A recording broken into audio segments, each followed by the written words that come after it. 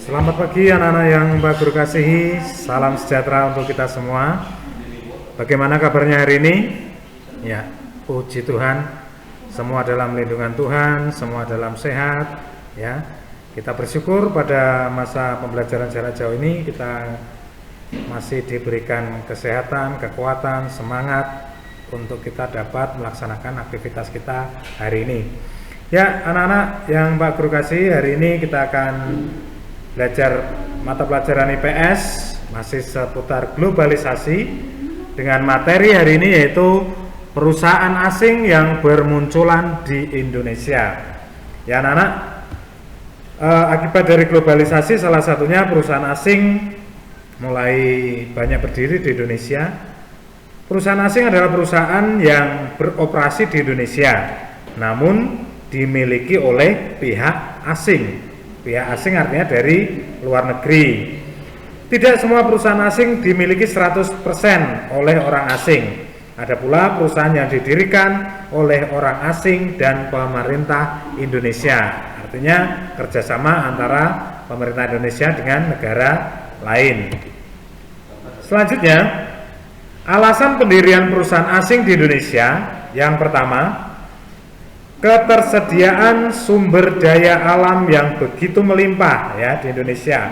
Contoh yang kita bisa lihat batu bara, emas, minyak bumi, ya, hasil perkebunan, hasil kehutanan, belum hasil laut.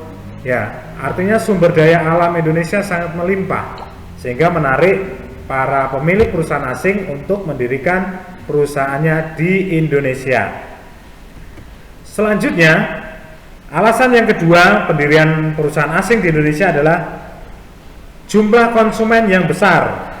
Indonesia memiliki jumlah penduduk terbesar keempat di dunia sehingga menjadi pasar yang besar bagi hasil produksi perusahaan asing tersebut. Kita lihat pada gambar 10 negara terpadat penduduknya di dunia.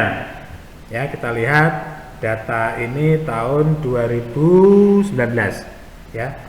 Cina itu ada 1,39 miliar jiwa, India 1,34 miliar jiwa, yang ketiga Amerika Serikat 328 juta jiwa, Indonesia 268 juta jiwa. Nah, Indonesia sebagai negara terpadat keempat menjadi daya tarik perusahaan asing untuk mendirikan perusahaannya di Indonesia. Alasan yang ketiga, pendirian usaha asing di Indonesia adalah banyaknya tenaga kerja. Dengan jumlah penduduk yang sangat besar, tersedia pula banyak tenaga kerja sehingga perusahaan asing tidak kesulitan untuk mendapatkan tenaga kerjanya di Indonesia. Selanjutnya alasan yang keempat, pendirian perusahaan asing di Indonesia yaitu stabilitas keamanan. Terciptanya kestabilan keamanan dan ketertiban di Indonesia membuat perusahaan asing dapat menjalankan kegiatan usahanya dengan lancar dan aman. Ya, jadi Indonesia adalah salah satu negara berkembang dengan pertumbuhan ekonomi yang cukup tinggi sehingga banyak perusahaan asing yang ingin mendirikan perusahaannya di Indonesia. Itu tadi 4 alasan pendirian perusahaan asing di Indonesia. Selanjutnya kita masuk dalam keuntungan perusahaan asing berdiri di Indonesia. Kita lihat yang pertama, menyediakan lapangan pekerjaan bagi seluruh warga negara Indonesia sesuai kebutuhan perusahaan tersebut. Yang kedua, meningkatkan pendapatan negara melalui pajak yang dikenakan kepada perusahaan asing. Jadi perusahaan-perusahaan asing yang ada di Indonesia dikenakan pajak sehingga mendapatkan pendapatan bagi negara Indonesia. Yang ketiga, meningkatkan penguasaan teknologi melalui adanya alih teknologi. Apa itu alih teknologi? Alih teknologi adalah kegiatan pelatihan teknologi oleh tenaga asing kepada tenaga kerja Indonesia ya. Jadi secara tidak langsung warga negara Indonesia mendapatkan pembelajaran melalui alih teknologi ini dengan hadirnya perusahaan-perusahaan asing yang ada di Indonesia. Di sisi lain ada kerugian adanya perusahaan asing di Indonesia.